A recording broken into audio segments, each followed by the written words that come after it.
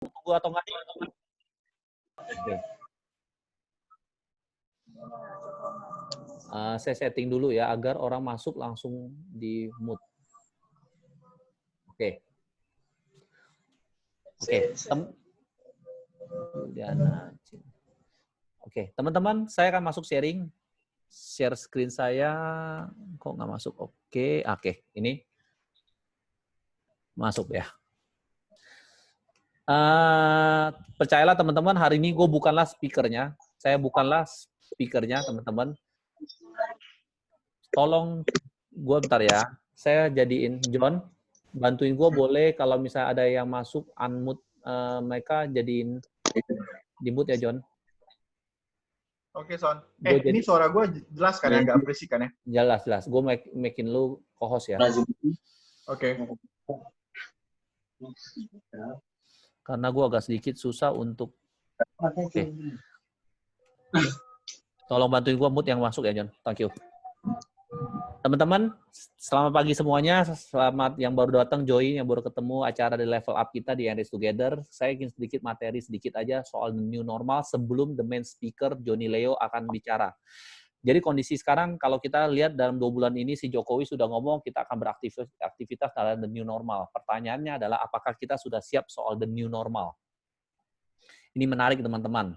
Jadi kenapa saya sedikit intro sebelum speaker kita masuk, karena menurut saya adalah banyak orang mungkin belum tahu apakah itu the new normal ini.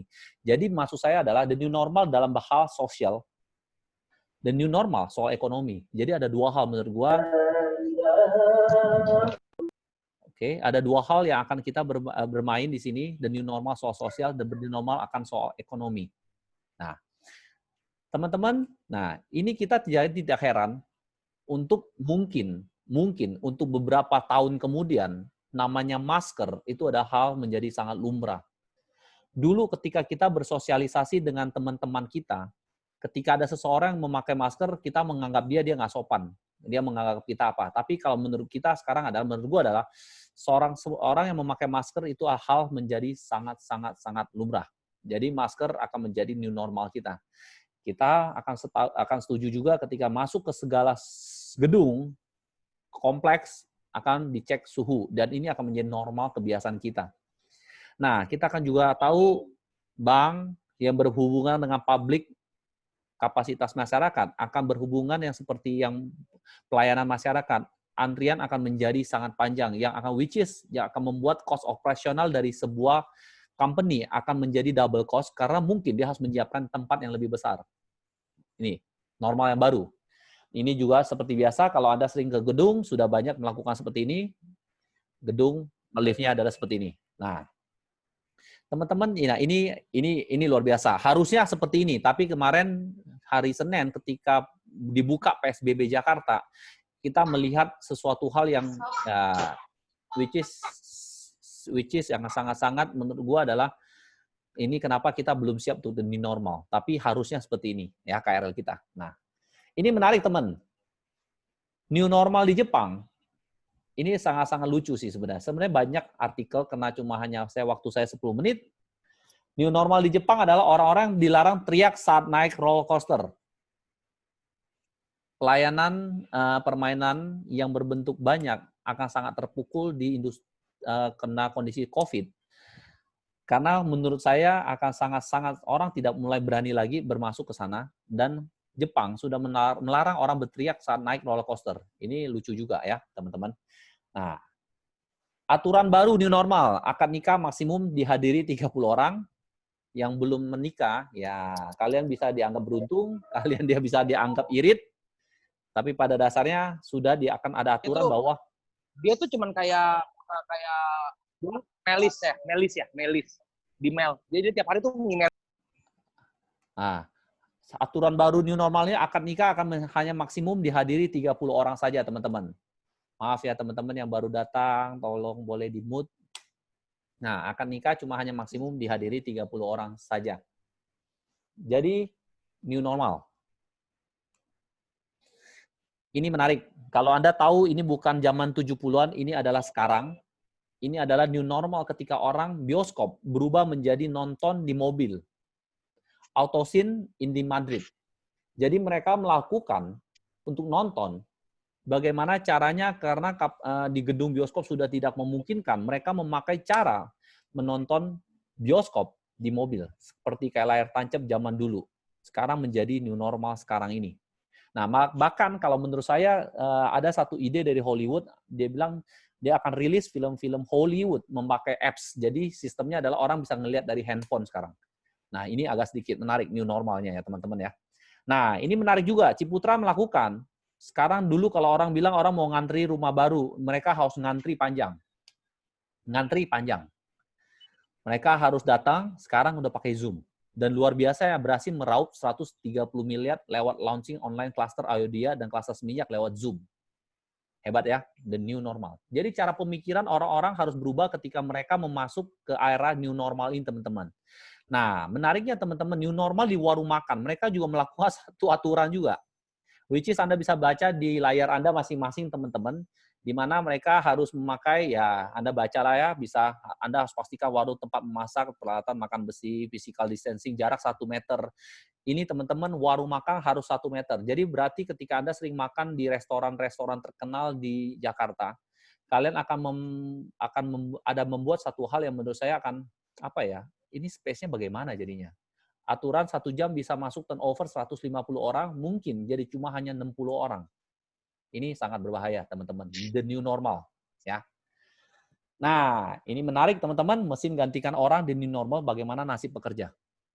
Jadi, karena COVID, orang sudah ketakutan, bagaimana ceritanya agar dia tidak terkena kontaminasi, akhirnya menggantikan mesin. Pekerjaan-pekerjaan yang bisa digantikan oleh mesin akan sangat-sangat terdampak di kondisi sekarang ini, teman.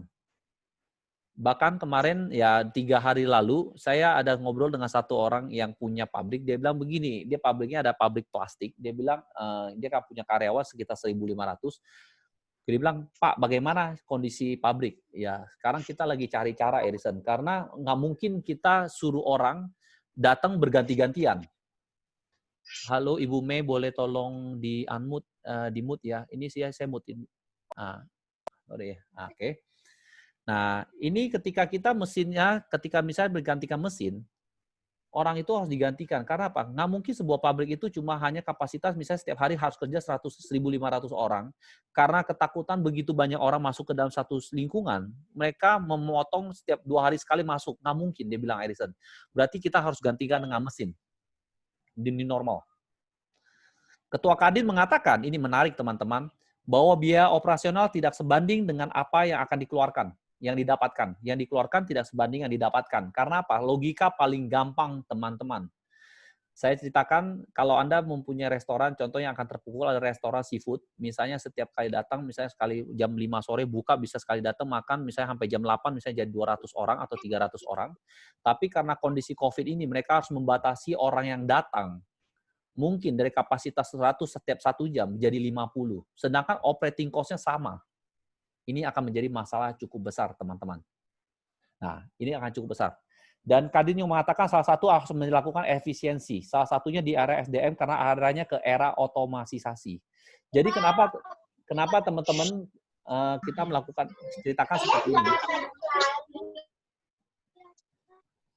Oke, sorry ya, agak sedikit interrupt. Nah, karena akan terjadinya efisiensi. Kita ada satu nasabah saya yang menceritakan, satu-satunya untuk yang di-cut paling cepat adalah orang-orang level kerja yang mempunyai income yang paling tinggi, Edison. Karena kita sudah tidak tahu sampai seberapa jauh efisiensi ini akan terjadi terus-menerus. New normal, teman-teman. Nah, kalau menurut saya, bisnis yang bertahan adalah kebutuhan dasar. Zaman dulu selalu akan bicara adalah sandang, pangan, papan. Kebutuhan dasar tidak pernah akan habis. Kebutuhan dasar tidak pernah orang tidak beli. Jadi mereka akan selalu membelinya. Ada tambahan lagi yaitu pendidikan. Bisnis yang akan bertahan. Dan terakhir adalah bagaimana berhubungan dengan kesehatan. Bisnis kebutuhan dasar yang akan bertahan. Sandang, pangan, papan, pendidikan, dan kesehatan. Kenapa kalau yang 3 hal yang di atas kita tidak usah pusingin pasti akan laku terus. Tapi yang mahal tidak akan jalan. Bisnis yang mahal tidak akan jalan. Contoh, sandang baju yang mahal akan sangat sulit di kondisi sekarang. Pangan di kondisi sekarang akan sangat, yang mahal tidak akan makan lagi. Contohnya beginilah, Anda memakan stik pun sekarang sangat sulit. Satu, orang tidak berani. Kedua pun ya orang nggak butuh-butuh amat sekarang. Nah, kenapa yang menarik nomor pendidikan? Pendidikan ini menurut saya di kondisi COVID pun, anak pun tetap harus sekolah.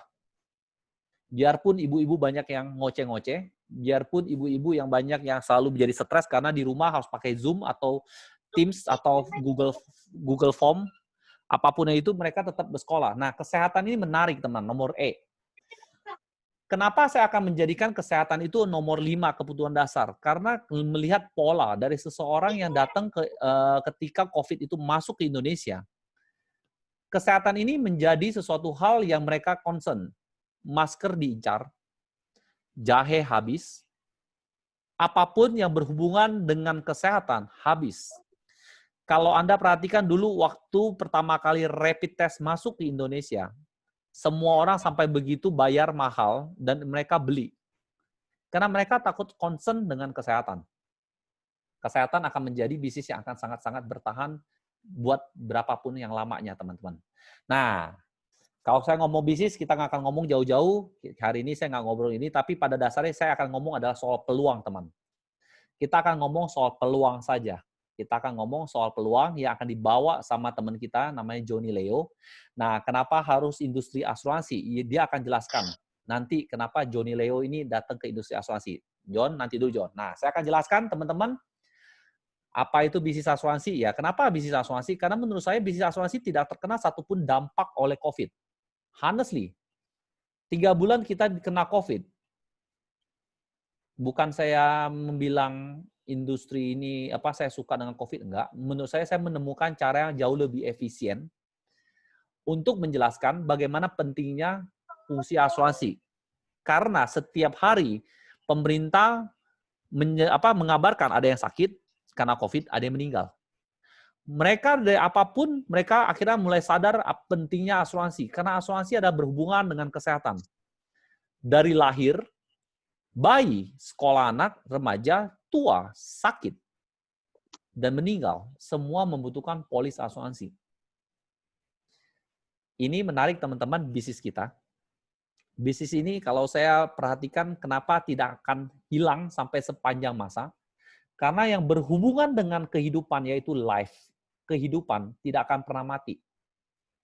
Karena kita membutuhkan, selama kehidupan itu ada, pasti cinta itu ada. Dan ketika cinta itu ada, berarti asuransi itu akan selalu laku. Saya percaya di industri ini akan bertahan untuk jangka lebih banyak, teman-teman. Tapi hari ini saya bukanlah speaker utamanya. Saya cuma hanya membawakan intronya, karena teman saya ini adalah yang teman sangat luar biasa. Dia akan menceritakan.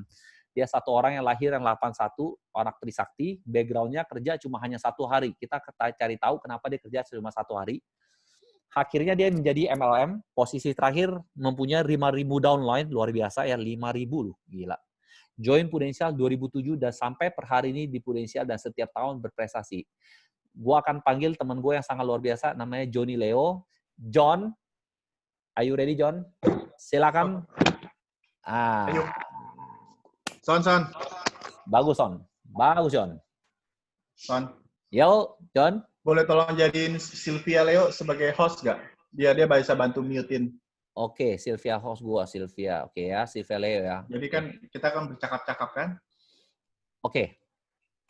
Tolong minta kerjasama ya, karena dari tadi juga ada yang masuk kamu terus. Nah, ini menarik. Ini speaker utama kita nih, teman-teman. Jadi hari ini gue bukan speaker utama, karena gue agak sedikit cepat.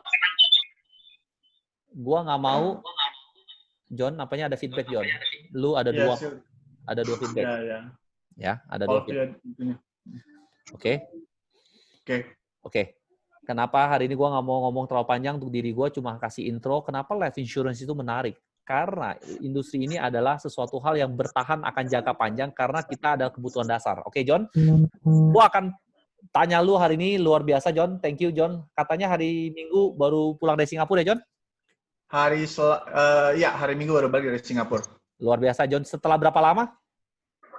Ya 3 bulan lah di Singapura. Ya lebih tepatnya sih 3 bulan kurang 7 hari lah ya.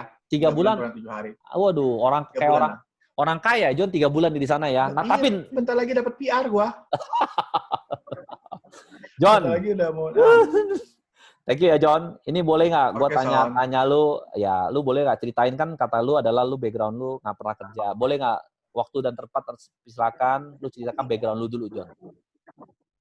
Oke, jadi gue cuma pernah jadi karyawan selama 1 hari lah ya. Jadi dulu pas lulus kuliah atau pas sambil kuliah aja gue udah ngajar les. Nah pas ngajar les, gue maksudnya udah dapet income lumayan lah. Nah pas waktu itu gue mau lulus kuliah, waktu itu nyokap batuk keluar darah. Oke, nah nyokap batuk keluar darah. Nah pas hari pertama gue kerja, itu nyokap batuk keluar darah. Pulang ya, gue udah nggak mungkin dong besokannya minta cuti, baru kerja sehari masa minta cuti. Jadi gue langsung minta resign gitu kan. Nah jadi itulah sebabnya kenapa gue cuma kerja 1 hari, karena pas hari pertama gue kerja ya nyokap udah langsung kena sakit kanker paru-paru. Nah jadi nah waktu itu juga gue ngelihatnya gini, kenapa gue berhenti, karena gue butuh waktu buat jagain nyokap gue. Nah karena nggak ada anak koko cici gue di Australia, dan di sini gue tinggal sama bokap gue dan koko gue juga sakit. Koko gue itu sakit kayak ataksia gitu. Apa sakit apa bro? Naila, ataksia. Oke. Nah itu nama penyakitnya aneh-aneh. Lu pernah nonton buku harian Naila nggak? Nggak pernah bro.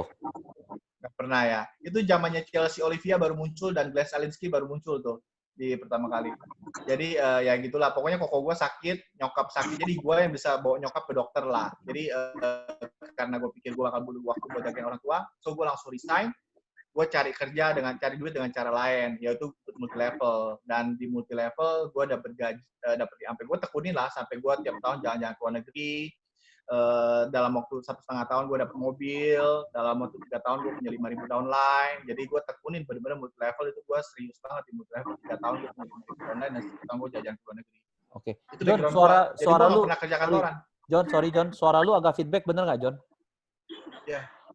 Masih feedback ya? Agak sedikit ada kayak berdesis gitu dia. Berdesis ya. Okay. Son, lu bikin gua co-host, Son, biar gua amanin mute-mute yang lain. Oke. Gua jadi co-host ya. Oh gitu, udah clear. Oke, John. Oke, tolong Cong. Oke, John, lanjut John. Jadi kena kakek lu, jadi nyokap lu akhirnya lu berhenti bekerja. Yes, gua jadi downline MLM 3 tahun, bro. Ya, 1,5 tahun gue dapet mobil di multi level, setiap tahun gue jalan-jalan ke negeri, downline gue udah 5.000 dalam waktu 3 tahun. Cukup profesional MLM lah. Oh, gue seriusin lah waktu pas gue di MLM. 5.000 nggak dikit loh, bro. Ya, nggak dikit lah. Nggak dikit loh, bro. 5.000 ya, bro ya? Income terakhir berapa, bro? Kalau boleh tahu di MLM, bro. Nah, MLM itu income-nya nggak bisa gede-gede banget, Son. Dan jadi waktu itu dulu MLM gue juga income-nya juga nggak bisa gede-gede banget juga. Dan tapi tahun itu mungkin lumayan lah ya. Tahun itu di tahun 2003 gue lulus, gue MLM sampai tahun 2006, 2007 itu income gue sekitar 15-an juta lah di MLM. Not bad loh, Tetap lebih gede daripada orang kerja kan? Ya. Nggak tahu deh, orang kerja segitu nggak? Itu posisi apa tuh kalau kerja? Gue nggak pernah kerja soalnya. Ya itu kalau menurut gue sih cukup menarik, bro. Karena udah 15 juta di 2007 nggak jelek loh, bro. Ya. 2007 gaji gue masih 3 juta loh, bro. Iya. 2007 gue MLM sekitar segitulah. Oke, bro. Kan tiba-tiba lu datang ke industri asuransi. Kenapa, bro? Lu datang kok bisa ke industri asuransi, bro? Oke. Nah, jadi ada kejadian yang mirip-mirip kayak kondisi kayak sekarang. Jadi selalu ada kejadian-kejadian yang bikin kita rethinking about our job lah ya.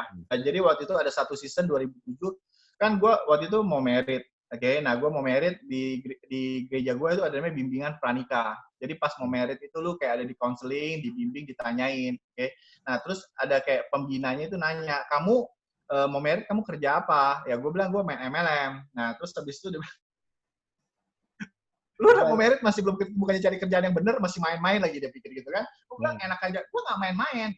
Gue di multi level, gue punya 5.000 downline, income gue segini, gue tiap tahun jalan-jalan ke luar negeri, gue beli mobil dari MLM. Oh, ternyata dia baru tahu lah bahwa gue di MLM lumayan, 2007 segitu kan lumayan, dan dia tahu gue seriusin, so dia bilang oke.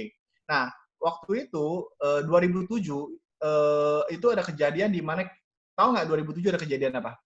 Yang menggemparkan seluruh Indonesia. Jakarta lah ya, menggemparkan Jakarta. Banjir, men. Ingat nggak? Banjir. 2007 ada banjir gila itu sampai di rumah gua aja banjirnya sepinggang. Maaf bro, komplek kita elit bro, nggak banjir bro. Asik.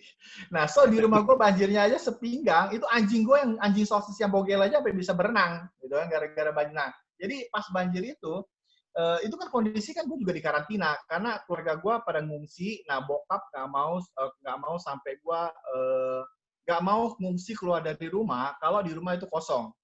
Jadi karena ada banyak yang katanya rumahnya dimalingin, dicolong-colongin gara-gara rumah kosong kan pada ngungsi kan, pas banjir pada ngungsi. Nah, so gue pikir ya udahlah, gue amankan evakuasi bokap nyokap semua evakuasi, gue stay di rumah. Nah, di rumah kan seminggu banjir tuh bro, nggak bisa kemana-mana kan kondisinya kayak lockdown. Ya.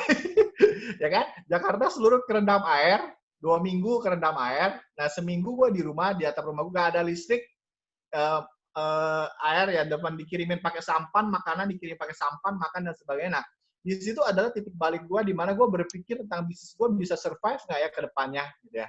Nah, so momen itu urusan banjir sama MLM apa bro? Survive ya survive. Nah, karena gini, pada saat banjir bro, mana ada lagi downline lu yang beli makanan kesehatan?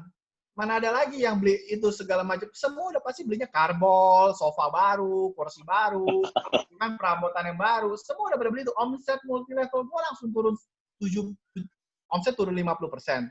Komisi turun 70% lah. Jadi tiba-tiba langsung komisi gua ngedrop. Karena MLM itu ada sistem kaki mesti seimbang apa segala macam gitu kan. Satu kaki patah langsung omset gua turun gitu.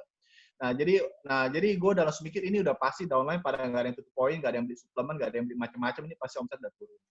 Nah, terus abis itu dari situ gue mulai mikir lah tentang bisnis gue. Gue mulai rethinking about my job. Oke, nah jadi karena nggak bisa ngapa-ngapain, gue ke lockdown di rumah selama seminggu gara-gara banjir, gue mulai rethinking about my job. Ini nanti kalau begini lagi gimana nih? Gimana kalau misalnya one day gue lagi bangun-bangun bisnis kayak gini, tiba-tiba istri gue mau ngelahirin. Gimana kalau nanti tiba-tiba gue mau atau tiba-tiba kalau misalnya nyokap butuh dan sebagainya. Gue mulai mikir gitu kan, ini bener nggak sih yang gue jalanin gitu kan. Dan gue mulai cemas dan gue mulai berpikir ada nggak sih satu bisnis yang income-nya stabil tapi unlimited. Oke. Nah, karena kenapa gue pindah dari dulu gue ngajar les bro, ngajar les lumayan lah ya. Nah, ngajar les lumayan tapi income-nya susah buat berkembang karena tergantung waktu kita. Terus gue kerja income-nya segitu-segitu aja. Nah, kalau kita kerja income-nya stabil kan. Iya. Bulan ini lu gotiau, bulan depan lu gotiau. Bulan ini captiau, bulan depan lu captiau. Kecuali COVID lah ya. Gara-gara COVID gue dengar banyak teman-teman gue yang income-nya dipotong dan sebagainya. Nah, tapi kerja itu gajinya terbatas. Nah, bisnis dia punya kelebihan dan income-nya itu tergantung kita. Jadi kayak gue di multi level gue bisa dapat income sampai 15 juta, di saat teman-teman gue cuma 3 juta, 5 juta. Tapi multi level sama seperti bisnis pada umumnya. Income-nya nggak stabil. Tiba-tiba ada satu kejadian kayak banjir, income ngedrop. Kayak COVID aja ini kan sekelas X1 bisa tutup loh bro. Sekelas Singapore Airlines bisa tutup loh, bisa kacau loh mereka. Bisa. Nah, jadi bisa banget. Jadi gue mulai berpikir wah bisnis nggak stabil dan gue mulai berpikir ada nggak sih satu bisnis yang income-nya stabil tapi tetap income-nya unlimited. Nah, gue nggak takut kalau lu harus kerja keras, gue nggak takut. Gue nggak pusing soal gengsi. Dan kalau memang mesti pakai modal, ya udah gue pakai modal. Nah, waktu itu gue sempat ketemu sama yang ingat yang tadi yang gue bilang gembala Monik pernikahan gue itu yang nanya gue kerja apa. Nah, 2007 itu ternyata dia ajak gue makan dan gue kaget. Dia direktur di Likna, Son. Habis itu dia direktur di mana? Likna. Oh, Likna. Oke. Dia orang pinter. Dia di perusahaan Likna, dia jadi direktur. Dia pokoknya tiap kali dia pindah perusahaan, dalam waktu 3 tahun dia selalu jadi direktur. Dan dia udah 2 kali jadi direktur di 2 perusahaan. Dan terakhir dia bilang dia jadi agent dan dia mau rekrut gue jadi agent. So gue mikir dong, how can agent prudential ya, how can lu seorang direktur Likna, waktu itu gue 15 juta, tapi direktur Likna 30 juta, Son. Oke. Nah, gue waktu itu mikir gue tahun depan pasti bisa ngalahin dia. Nah, cuman gara-gara banjir, gue jadi mulai mikir tahun depan gue bisa ngalahin dia nggak ya? Nah, dia mau rekrut gue, dan pas dia mau rekrut gue nanya, Pak, emang pas dia udah jadi agent nih ya, jadi dia resign dari direktur Lina jadi agent, dia mau rekrut gue nanya, kemarin pas banjir, lu sebagai agent prudential, bisnis lu nggak kena imbasnya? Dia nanya gue, John, lu ada polis asuransi nggak? Gue bilang ada. Dia bilang karena terus habis itu dia nanya, lu kemarin pas kejadian banjir lu bayar klaim nggak? Bayar premi nggak? Bayar lah Pak, mana berani nggak bayar kan? Nanti polis lapse. Nah, dia bilang, itulah sebabnya agent kayak gue masih tetap terima komisi, John. Nah dari sana gue kebuka pikirnya, gila, kurang ajar. Nah so biarpun banjir nggak banjir, agent tetap terima komisi ya, gitu ya. Nah jadi, dari sana gue mulai berpikir, iya ya, ternyata agen asuransi mau banjir, mau COVID, tetap terima komisi. Nah, dari sana gue ketemu satu bisnis yang income-nya stabil dan unlimited. So, dari sana gue mulai mempertimbangkan about prudential. Karena waktu saat kondisi kebanjiran, income lu naik turun, lu merasa kok ini sampai kapan kalau gue bisa mengandalkan bisnisnya kayak gini terus. Betul. Karena lu mesti tahu gini. Kenapa? Simple banget, bro. Sangat simpel kan begitu alasannya. Iya, karena si direktur Likna ini bahkan pada saat banjir, di saat semua orang pada pusing, nggak ada omset pemasukan, dia sebagai agent prudensial tetap terima komisi, stabil income dia, men. Oke, ngerti gua. Oke. John, kalau orang bilang kan jadi agent asuransi kan, ya gengsi lah. Kan maksudnya ya, apa ya, orang bilang ya, maksudnya lu nggak ada malunya, bro. Bilang, jadi agent asuransi kan nggak prestis, bro. Ya emang gue gak ada malunya sih, Son. Gue jadi orang yang udah gak ada malunya. Urat malu udah putus sih, Son. Kenapa, bro? Apa yang lu lihat, bro? Pertama kali kok cuma hanya sedasar gitu kan gue gak yakin, bro. Karena pada dasarnya orang datang, pasti ada sesuatu hal yang dia lawan, bro. Apa yang lu lawan pertama kali, bro? Oke, karena dulu pas gue kuliah, gue sempet baca satu buku. Judulnya Rich Dad Poor Dad dan Cash Flow Quadrant. Itu buku gue udah baca dari tahun 2000. Dan bagusnya gue baca itu buku ketika gue tahun 2000 pas itu buku pertama kali launching. Nah, jadi satu hal yang ngebuka pikiran gue pada saat itu adalah banyak orang fokus cari kerja. Oke. Bahkan semua paman gue pada saat gue jalan multi level, semua pada mencaci maki gue. Oke. Ya, lu mesti tahu lah, distributor MLM sama agen asuransi itu 11-12, sama-sama nggak bergengsi. Oke. Nah, pertanyaannya kenapa gue... Oke, nah, jadi mesti tahu dari 4 bersaudara, anak bapak mak gue, yang lulus kuliah cuma 1, Johnny Leo. Oke. Enci gue, engkau gue, semua nggak ada yang lulus kuliah. Jadi engci gue, engkau gue, tiga-tiganya, engkau gue semua nggak ada yang, anak terakhir bontot 1 lulus kuliah, yang lain nggak ada yang lulus. Oke, semua berhenti di tengah jalan. So, anak yang lulus kuliah ini harapannya mereka adalah kerja di kantoran, dapat gaji yang bagus, pakai dasi. Di luar dugaan, anaknya jadi distributor MLM. Kalau gitu ngapain lu gue sekolah tinggi-tinggi, gitu kan? Nah, jadi mereka ngoceh-ngoceh lah. Nah, cuman, ya, nah sedangkan cingko gue yang nggak lulus kuliah malah kerja kantoran. Itu bener celaka. Nah, jadi tapi maksudnya gini, dari dulu gue selalu pikir begini, gue nggak nyari kerja, bro. Gue nyari duit. Oke? Gue nggak nyari kerja, gue nyari duit. Oke? Dan gue nggak percaya gitu loh, kalau gue itu maksudnya kalau nilai gue itu cuma 2 juta. Karena waktu itu kalau lulus S1 tahun 2003, UMR itu cuma 1,8, 1,9. Gue nggak percaya nilai gue itu cuma 1,8, 1,9. Sekarang UMR let's say 4 juta lah. Oke? Nah, gue nggak percaya nilai gue itu cuma 4 juta. Gue percaya kalau gue pakai waktu gue sendiri buat nyari duit, gue bisa dapat jauh lebih gede daripada itu. Nah, kalau pas zaman dulu gue masih baru lulus kuliah ya, 1,9, gue waktu itu kerjanya sebenarnya lumayan. Teman-teman gue gajinya semua masih 1,2. Gue dapat penawaran 1,9 yang kerja 1 hari itu ya, gue penawaran 1,9. Jadi lebih gede daripada teman-teman gue pada umumnya. Tapi itu kerjanya kayak orang gila. Itu kerjanya di OT. Kalau ada yang tahu lah ya kerjanya di OT kayak gimana. Senin sampai Sabtu, sampai malam-malam pulangnya. Nah, cuman gue ngajar les seminggu 4 hari, 4 jam, juga 1,9. Gue kerja di OT seminggu 6 hari, pagi sampai sore malam, Sabtu setengah hari, 1,9. So, gue mulai mikir gitu loh, ini yang bego siapa gitu kan. Nah, gue nggak mau kerja cari uang. Gue bukannya mau cari kerja, gue mau nyari duit. Dan maksudnya gini, gue punya satu lagi. Karena waktu itu nyokap gue sakit. Karena nyokap gue sakit, gue butuh duit. Gue nggak ada waktu lagi yang namanya buat gengsi-gengsi lah. Gue butuh duit, gue perlu waktu. Gue perlu waktu buat jagain nyokap gue perlu duit buat pengobatan nyokap gue. Jadi gue nggak pusing tentang gengsi, yang penting itu kerjaan halal. Nah makanya gue langsung pikir gue ngajar les, di sisa waktunya gue jalanin bisnis lain, multi level dan sebagainya. Karena gue nggak mikir gengsi lagi, gue butuh waktu dan gue butuh uang buat ngurusin nyokap. Gitu, bro. Jadi perlawanan lu awalnya nggak ada gengsi, tapi adalah keinginan lu untuk bantu nyokap lu, bro ya. Ya, karena pengobatan nyokap sangat butuh biaya. Nyokap gue sakit kanker paru-paru, men, stadium 3 dan 4. Habis berapa, bro? Kalau boleh tahu, 2007. Nyokap gue sembuh. Itu karena mujizat juga, bro. Nah, jadi nyokap gue waktu itu nggak di kemo. Nah, jadi karena waktu itu nyokap gue pergi ke Penang, dokter baru biopsi aja, dokter udah bilang, ini udah nggak bisa operasi, ini harus di kemo. Dan kemo kemungkinan cuma 30%. Nyokap gue nggak mau di kemo. So, nyokap gue pulang, pakai pengobatan tradisional lah, bro. Ginseng, gitu, apa segala macam. Nah, puji Tuhan, Sembuh, dari besoknya nyokap sembuh. Nyokap gue bertahan survive 15 tahun lah. Jadi dokter vonis umurnya tinggal 6 bulan, tapi nyokap gue bertahan 15 tahun. By the grace of God. Nah, tapi itu obat sinsnya juga nggak murah. Setiap 3 bulan sekali gue mesti tebus ke obat sinsnya, setiap 3 bulan. Tapi waktu itu gue udah lupa lah. Tapi ya itu obat sinsnya juga lumayan ekspensif lah buat kita waktu itu ya. Oke. Tapi lebih murah dari kemo. John, jadi kan lu udah tahu alasan lu datang adalah waktu jaga nyokap dan uang untuk bantu pengobatan nyokap ya. Tapi kan pertama kali lu jalani industri yang dimana banyak orang bilang seperti ini. Kan gua kan bukan dari background insurance. Suka dukanya apa, John? Boleh nggak lu ngomong soal dukanya dulu dah, John? Apa yang waktu pertama kali yang lu ingat pertama kali ya, John? Yang gua ngomong adalah pertama kali. Dukanya atau sulitnya? Ya, awalnya ketika lu harus meninggalkan 5 orang ribu downline lu pindah kemari.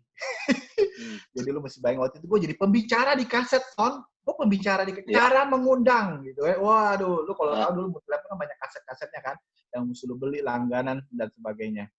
Gue habis bicara di kaset, tiba-tiba gue ini pembicara kasetnya hilang nih, malah udah ninggalin Multilevel, malah jalanin asuransi. Lu udah kayak pengkhianat negara gitu kan. Jadi ya di sana itu berat. Oke. Nah, ninggalin 5.000 downline mulai lagi dari nol itu juga nggak gampang. Karena gue nggak mungkin tarik-tarikin. Gue nggak tarikin downline gue, yang ikut gue paling cuma 5 orang yang teman dekat gue doang. Karena gue sangat respect kepada ownernya. Ownernya baik banget sama gue. Jadi gue merasa gue pernah utang budi sama mereka, jadi gue nggak ngacak-ngacak, gue nggak tarik-tarikin. Gue cuma ada 5 teman dekat gue doang yang ikut gue. Nah, pas gue pertama kali kesini adalah makanya itu problemnya gue nggak bisa rekrutin teman-teman gue karena mereka semua udah di Multilevel dan mereka pada sebel upline mereka pindah. Oke. Nah, yang kedua adalah semua orang yang gue tawarin jadi nasabah, semua pada mau jadi agent. Mungkin karena naluri MLM-nya kan dari dulu kan. Jadi nggak ngerti cara jualan, ngertinya rekrut. Makanya kan dulu gue di MLM gue nggak pernah jualan produk sama sekali, Son. Yang gue selalu cerita cuma bisnis plan. Nah, semua nasabah yang gua mau dapat, ya kalau nggak ada nasabah lu nggak ada komisi kan. Terus kalau punya 20-50 agent, kalau nggak ada penjualan pribadi, jadi agent mana ada komisi. Nah, gua benar-benar harus mengosongkan ilmu gua lagi gitu kan. Jadi gua harus kayak ibarat kata kayak si siapa tuh yang Tai Chi Master, gua harus mengosongkan semua ilmu rekrutmen gua lagi. Benar-benar gua harus brainwash otak gua dari yang tadinya fokus antenanya rekrutmen jadi selling gitu. Jadi gue benar-benar belajar mulai lagi dari nol selling. Gue 3 hari di karantina sama Tony Michael Kwan jam 9 sampai jam 5 buat belajar role play, word by word. Gue apalin, ya gue belajar lagi semuanya dari awal. Dan ya awal-awal ya, lu mau prospekin keluarga gue udah ngomong, lu ya udah dari MLM pindah ke asuransi, pindah lagi gitu ya. Lu nanti pindah apa lagi? Mereka pikir kita hot chicken shit. Tau nggak hot chicken shit? Tete nasi ayam. Iya, mereka mana mau gitu kan. Nah, ini mereka pada pikir, aduh lu nanti pasti pindah lagi lah gitu kan. Nah, jadi awal-awal gue harus mulai dari teman-teman dan sebagainya gitu. Nah, ya itu awal-awal perjuangannya lah. Gitu. Dukanya cuma itu doang, bro. Cuma ninggalin MLM sama belajar yang sangat susah. Itu doang. Nggak pernah yang aneh-aneh, bro. Misalnya, malu nawarin nasabah, tiba-tiba temen menghindar atau nggak ada perasaan. Oh ya, pastilah. Ya, itu kan. Nah, jadi ya awal-awalnya ya pasti ngalem kayak gitu kan. Ya, yang paling painful adalah ketika lu nawarin keluarga sendiri dan keluarga sendiri ya ngomong kayak gitu kan. Gitu. Maksudnya gua enggak lah gitu kan. Lu mah belum tentu tahun depan 2 tahun lagi masih ada di sini gitu kan. Padahal sekarang gua udah 12 tahun di sini gitu kan. Nah, terus ya teman-teman ya tiba-tiba ya kan teman-teman gue pada berpikir gue adanya di Multilevel itu. Teman-teman gue juga semua pada di Multilevel itu. Nah, pasti mereka nggak ada yang mau ikut sama gue di sini kan gue udah dianggap pengkhianat bangsa pindah ke asuransi kan. Nah, so ya gue harus benar-benar grab market baru, cari orang-orang baru dan sebagainya. Jadi itu sih benar-benar ya harus keluar lagi dari market comfort zone gue dan mulai lagi sendiri. Tinggalin 5.000 orang itu. John, jadi kalau awal gue ringkasin, awal lu datang ke sini karena soal waktu, mau cari uang karena nggak mau kerja, nggak ada waktu. Nah, berjalan waktu, kan lu akhirnya ada kan pasti sesuatu hal ya, John. Kan lu datang udah 13 tahun di industri asuransi. Pasti awalnya, gue yakin lu nggak pasti suka, bro. Pasti gue yakin awal lu pasti nggak suka. Pasti ya, bro. Awal pasti juga ada titik. Nggak suka dong, bener bro? Iya. Gue sempat bertanya, Tuhan ini bener nggak ya lu mau gue ada di bisnis ini? Bahkan sampai 3 tahun pertama gue masih bertanya, Tuhan lu bener-bener pengen gue di bisnis ini? Gue sampai berpikir loh, apa gue ini bener-bener Tuhan mau gue ada di bisnis ini atau enggak ya? Gue 3 tahun pertama, I am still asking about that question. Nah, 3 tahun bro, ya? Ya, 3 tahun. Titik di mana setelah titik 3 tahun? Titik di mana yang membuat lu bahwa ini yes, this is my business? Ketika gue nganterin klaim cek buat sepupu gue punya suami meninggal. Berapa gede bro kalau boleh tahu? Gak gede sih, gak gede lah. Nah jadi ada satu kejadian kayak gini pas awal-awal jadi agent kan, gue dateng kan prospekin dan sebagainya. So gue tawarin ke sepupu gue panggil dia Cici, ya tapi dia sebenarnya adalah sepupu gue. Gue tawarin dia ya, nah ini terus habis itu dia bilang, aduh asuransi ya. Dia bilang kalau asuransi nanti nanya ngomong sama Koko aja lah, dia bilang gitu kan. Oke lah, ya udah gue tunggu Koko pulang. Gue nggak tahu Koko pulang jam berapa loh, karena gue agennya pantang menyerah. Gue tunggu sampai suaminya pulang. Nah pas pulang, ya udah gue langsung samperin, kok istri lu mau buka asuransi, suruh gue nanya lu, gitu ya. Nah terus habis itu gue ngomong sama dia, gue baru kalau kita lihat nih pada punya orang kerja buat cari apa sih, itu kan kalimat pembuka skrip jualan. Iya. Begitu dia ngomong, gua baru ngomong satu kalimat pertama dia udah langsung, lu asuransi ya? Iya. Prudential ya? Iya. Dia langsung keluarin lacinya, ini gua baru buka. Dia bilang, 6 bulan yang lalu gua baru buka. Dia bilang, setahun atau 6 bulan, setahun yang lalu lah. Oke. Nah terus dia bilang, gua baru mau tutup polis gua, lu suruh gua buka lagi. Dia bilang gitu kan. Loh, kenapa mau ditutup kok? Dia bilang gitu kan. Lu hitung ya, gue sebulan gue peceng, setahun berapa? 6 juta. Nah, lu lihat nih, dia kasih lihat pernyataan transaksi. Ini gue dikirimin surat dari Prudential, katanya duit gue cuma 2 juta. Lah, dia nggak, ya maksudnya dia nggak ngerti lah, kan ada biaya akuisisi dari premi, ada saver, dan dia nggak ngerti. Loh, kok emang agent lu nggak jelasin lu ya? Oh, ya. Enggak, gitu kan. Itu soalnya dia supplier, so dia kirim barang ke konsumen dia. Nah, jadi itu bagian pembelian, bagian purchasing. Nah, supaya memudahkan bisnis dia, purchasing-nya nawarin asuransi, so dia belilah. By phone, oke lah, tanda tangan, tekan deal, gitu. Tapi dia nggak dijelasin apa-apa. Ya, gue jelasin dia tentang biaya akuisisi, tentang biaya asuransi, manfaatnya, nilai tunainya ke depannya, dan sebagainya. Dia mulai baru berpikir, oh gitu ya. Iyalah, kalau nggak asuransi mau bayar klaim lu dari mana kok? Bocengi dong lu kalau lu cuma mau itu doang gitu kan. Ini tetap ada biaya lah, kalau nggak mau bayar klaim lu dari mana? Oh ya benar, masuk akal. Ya udah kalau gitu jangan ditutup. Lu bukain aja buat semuanya, buat istri gua, buat anak gua, semua masukin aja. Nah, kali ini istrinya yang takut uang belanjanya berkurang, Bro. Terus gua bilang, jangan. Udah, buka buat gua aja dulu, anak-anak nanti aja. Nggak apa-apa, buka aja semuanya. Nah, gua takut mereka berantem ntar nggak jadi. Udah, oke, nggak apa-apa, Ci. Udah, cici dulu aja gitu ya.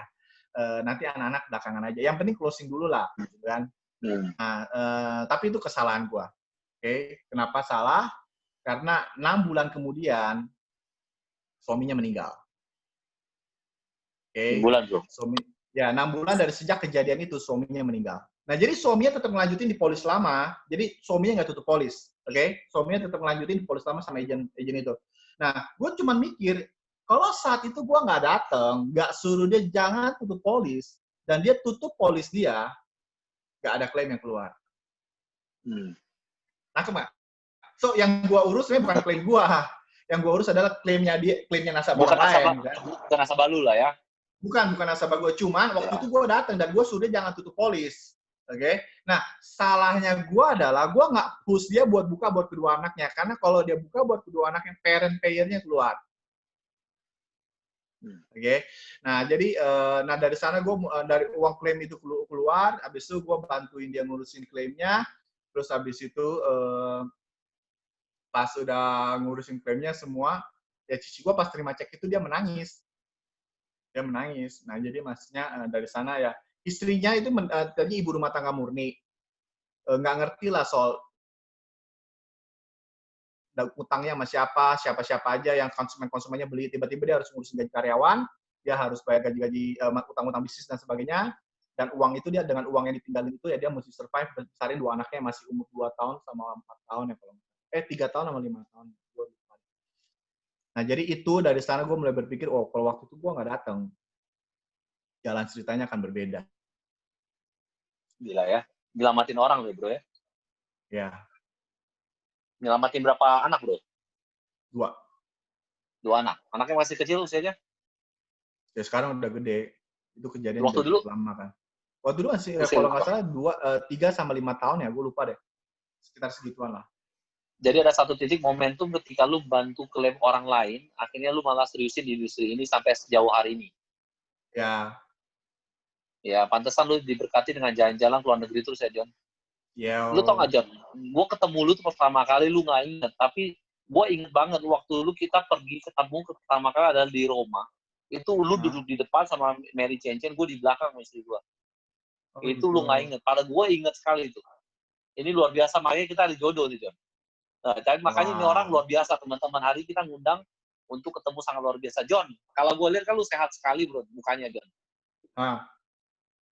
Tapi katanya dengar-dengar baru-baru ini lu sakit, bro. Yes. Sakit apa, John? Kalau boleh tahu, ini nggak ada kelihatan muka sakit sih, John. Lu kayak orang kayak mau lari habis 10 kilo pun masih sanggup, bro. Ya.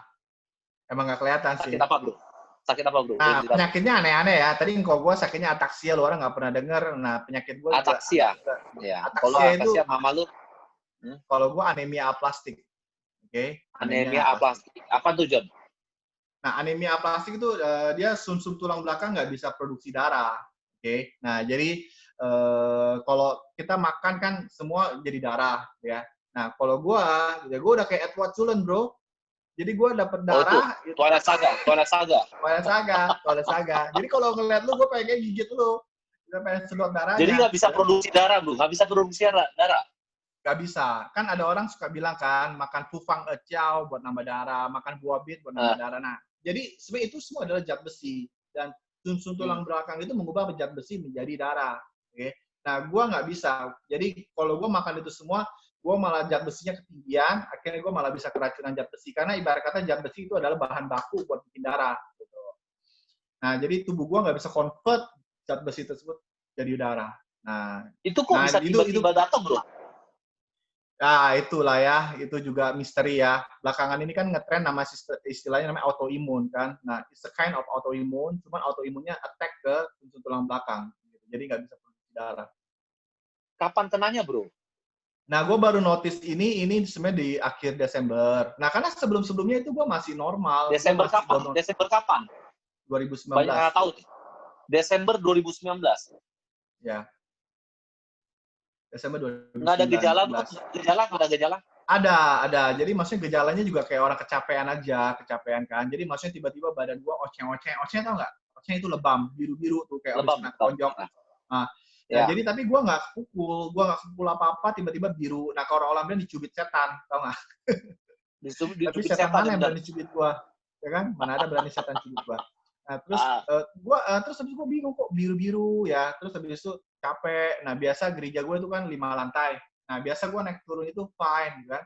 Tapi ini baru naik lantai 2, lantai 3 aja kok kayaknya udah ngap banget, udah mau pingsan gitu ya.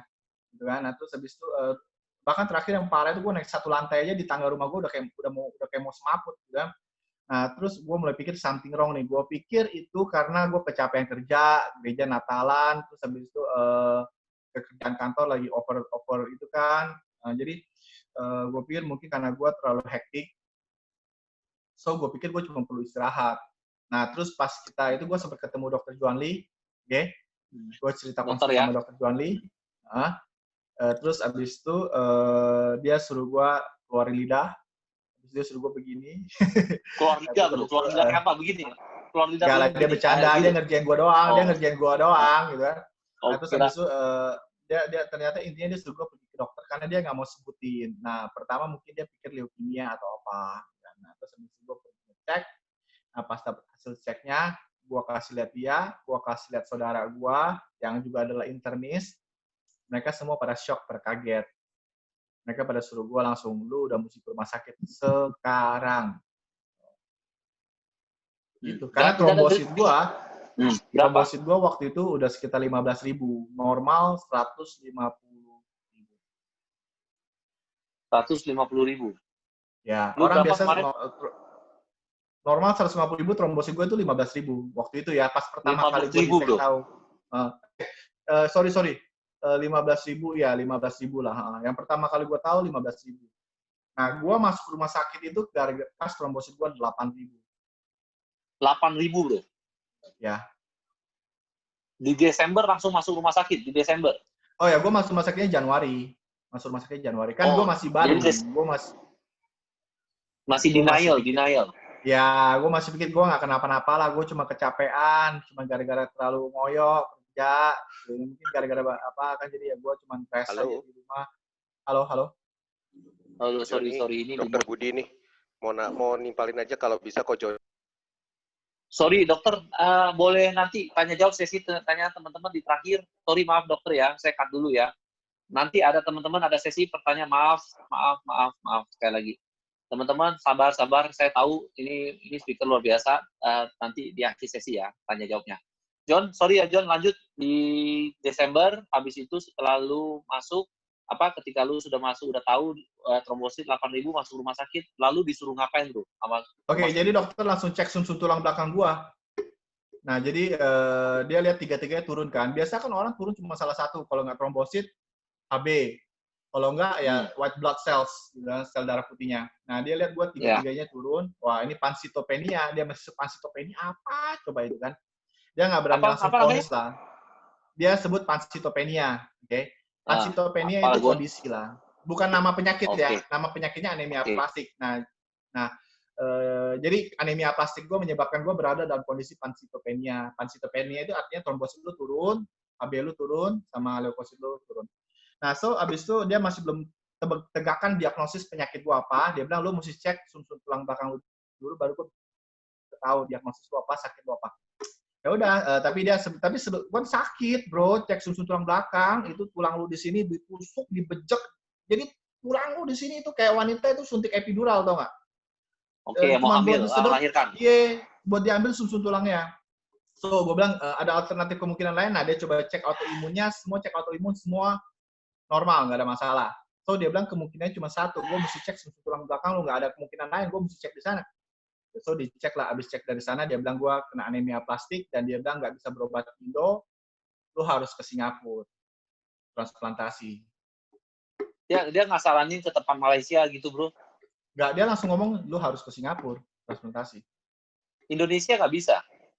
Indonesia belum ada teknologinya ya. So far sih dia bilang belum ada. Mungkin tahun depan ada. Katanya Seci mau buka satu rumah sakit gede di Indo. Katanya di sana, kalau yang di Taiwan udah ada. Jadi kan pusatnya di Taiwan. Dia mau buka satu yang gede di Indo. Nah, nanti itu rumah sakit pertama yang ada transplantasi sumsum tulang. Oke, John, jadi lu Januari langsung di sini berobat, nggak berobat. Operasi sumsum tulang belakang di mana, John? Lu lakukan belum? Oh, gue belum operasi. Gue nggak jadi. Akhirnya gue nggak jadi transplantasi sumsum tulang belakang. Nggak jadi. Nah, itu kan dokter suruh gue transplantasi sumsum tulang kan. Nah, jadi selama gue di Indo, gue cuma transfusi darah doang. Jadi, karena tubuh gue kan nggak ada darah. Kalau nggak ada darah kan bisa mati, bro. Nah, jadi supaya gue sama kayak orang nggak makan bisa mati, nggak minum bisa mati, nggak ada darah bisa mati. Gitu. Jadi tiba-tiba gue pulang gereja, tiba-tiba gue keluar darah, gitu kan. Tiba-tiba gusi gue keluar darah. Itu gara-gara. Begitu, bro. Begitu. Ya. Keluar kayak bleeding. gitu. Itu namanya bleeding. Jadi ada orang yang keluar dari hidung, ada yang keluar dari gigi, gitu kan. Ada yang keluar dari anus, gitu kan. Nah, jadi kalau gue waktu itu keluar dari gusi. Nah, so abis itu, pokoknya setiap kali bleeding, gue langsung lapor dokter, langsung dia suruh ke rumah sakit transfusi trombosit. Gitu kan. Setiap berapa lama, bro? Itu transfusi, bro? Rata-rata sekitar 7-10 hari lah. Setiap 7 hari lu transfusi darah? Ya. Itu buat trombosit ya. Jadi ada 2 yang gue mesti transfusi. Dulu gue pikir darah itu semua sama warna merah. Lu pasti mikir juga gitu kan. Iya. Ternyata Sampai enggak, hari ini bro. juga sama, bro. Ada darah biru, lu nggak tahu kan darah biru. Ada darah putih, darah biru, enggak lah. Jadi ada dua, ada namanya HB itu yang merah yang lu lihat pada umumnya, oke? Ada satu lagi namanya trombosit. Trombosit itu putih susu, kayak susu gitu kan. Nah, jadi gue perlu transfusi kedua-duanya, oke? Nah, cuman transfusi trombosit ini kalau terlalu sering ada efek samping, ada bahayanya, di mana tubuh lu lama-lama jadi imun. Artinya kalau lu transfusi lagi, trombosit juga nggak bakal naik karena badan lu udah baal, ibarat katanya begitu. Oke. Nah, so dokter cuma kasih gue transfusi kalau benar-benar gue at the lowest point. Dari mana tahu gue at the lowest point? Ya bleeding. Makanya pas dengar si Acong pas dengar gue trombosit 5.000, Acong panik kan? Karena orang normal 150.000, Joni 5.000, nih Joni 5.000, dan Acong panik. Nah, tapi dokter emang bilang lu akan seperti itu, better seperti itu daripada dikit-dikit transfusi itu berbahaya buat lu. Lama-lama badan lu jadi imun, lu ditransfusi pun udah nggak ada gunanya. Nah, so pas dia bilang kayak gitu, better lu langsung transplantasi, jangan tunda-tunda karena transplantasi cari donor nggak gampang dan semakin lama lu ditransfusi darah, semakin besar kemungkinan transfusi tidak akan lagi bisa menolong lu. Gitu. Pas gue pergi ke Singapura, oke, tiba-tiba ya udah dokter mulai cari donornya dong. Oke, dokter mulai cari donornya. Dari Januari sampai ke Singapura itu awal-awal dokter kasih gue makan obat dulu. Makan obat supaya gue bisa, harapannya bisa sembuh lewat makan obat. Udah 2 bulan makan obat, nggak ada perkembangan. Lama-lama malah badan gue makin gak enak, malah makin ngedrop. So gue bilang sama dok, udahlah. Gue yang tadinya takut sama transplantasi, karena transplantasi ada resiko juga, bro. Oke, bisa koit juga kalau misalnya nggak tubuhnya nolak. Nah, terus habis itu ya udah akhirnya gue bilang ya udahlah kita transplant lah, gitu kan. Akhirnya jadi gue ambil kita berdoa aja lah. Ya ibarat kata cacing-cacing naga-naga lah gitu ya, doa aja. Udah Singapura udah pasti mereka lebih itulah. So gue pergi ke sana, dia cariin donornya, udah dapet, oke? Udah dapet tuh. Nah, waktu itu COVID udah mulai kedengaran, tapi masih belum santer lah. Gue masih bisa bolak-balik Jakarta Singapura. Dia bilang udah dapet, udah siapin dananya buat ngambil sumsunya, pas mau ke sana buat eksekusi buat itu, tiba-tiba pemerintah Singapura keluarin peraturan lockdown. Oke, tanggal 15 Maret, gue dengar peraturan pemerintah Singapura, mereka mau lockdown, which is orang kalau mau datang ke Singapura tuh mesti karantina 14 hari. Lah, gue kan setiap 7 hari mesti transfusi, bro. Gue gimana caranya nunggu 14 hari? Gue bisa bleeding sampai berdarah-berdarah kayak gimana? Gue setiap 10 hari mesti transfusi, 7 hari. So, gue gimana? Gue nggak mungkin bisa dikarantina 14 hari karena gue mesti transfusi. Gue taunya dia Perdana Menterinya ngumumin tanggal 15, tanggal 16 akan di lockdown. Nah, gue tanggal 15 begitu denger gitu, teman-teman gue nanya, John, jadi gimana? Gue juga nggak tahu gimana, Ci. So, gue langsung berdoa dan gue bilang, Tuhan, kalau lu memang mau gue pergi, lu pasti siapin tiketnya. Nah, habis gue telepon teman gue, Oba Jatur. Nah, jadi gue, dan dia bantuin gue dapetin tiketnya tanggal 16, gue dapet tiket buat tanggal 16, lockdown jam 12 malam, gue nyampe Singapura jam 9 malam. So, gue bisa nyampe Singapura tanpa nggak dikarantina. Dan dari Maret sampai hari ini baru Minggu Bali. Baru Bali. Nah, cuman nggak selesai sampai di sana. Hari Senin gue nyampe, hari Selasa gue ketemu dokter masih bilang bisa transplant bisa. Donor akan diatur supaya bisa diambil. Hari Jumat dia bilang donor nggak bisa diambil. Dia bilang gitu, dan juga dia nggak bisa pastikan bahwa si donornya ini masih mau jadi donor karena dia belum tentu tuh orang masih mau ke rumah sakit karena kondisi COVID yang lagi merajalela di negara dia. Ya. So tiba-tiba Jumat dia bilang nggak bisa transplant. Dia saranin gue buat ATG. Nah, akhirnya apa tuh ATG itu? ATG itu kayak kemoterapi, tapi lebih yang di reboot, yang di restart adalah sistem imunnya. Jadi sistem imun gue kayak diulang kembali lah. Jadi kayak dibom semuanya. Jadi kayak kemo kan, dibom. Tapi yang dibom adalah sistem imunnya. Nah, jadi itu ATG. Nah, jadi awal-awal gue di ATG, kondisi gue malah makin ngedrop tuh. Makanya beberapa teman-teman nanya, John, gimana kondisi lu? John, gimana kondisi lu? Ya gue bingung juga jawabnya ya. Kalau gue bilang makin parah, kesannya negatif. Tapi memang kondisinya makin parah. Gitu kan? Karena yang tadinya gue seminggu sekali, 10 hari sekali transfusi tiba-tiba jadi 2 hari sekali transfusi, 3 hari sekali transfusi gitu kan.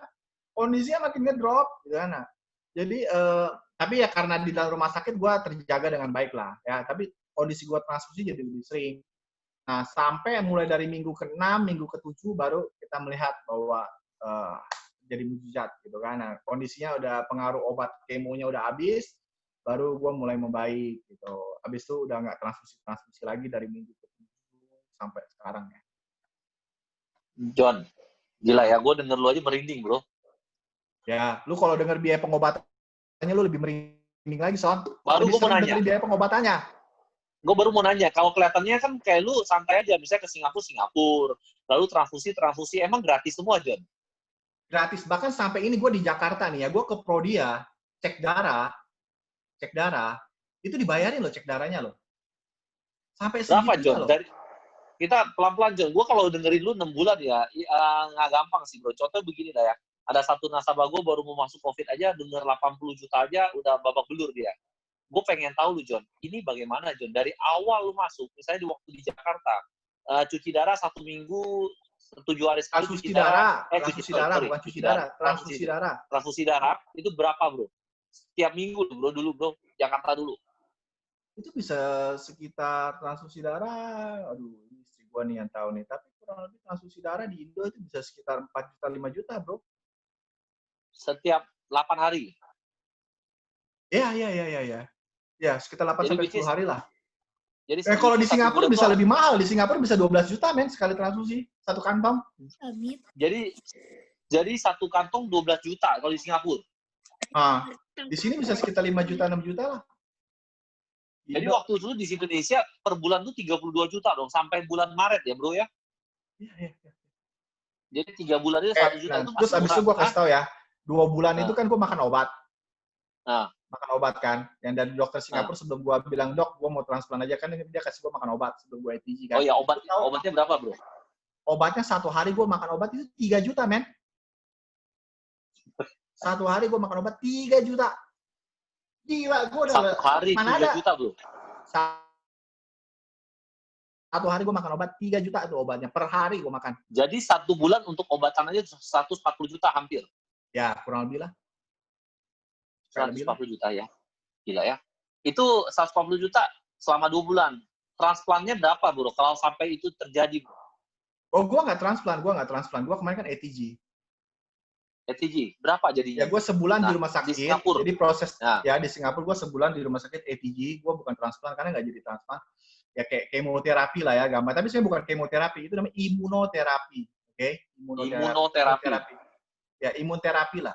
Nah, itu 1 bulan di rumah sakit itu 190.000 Sing dollar.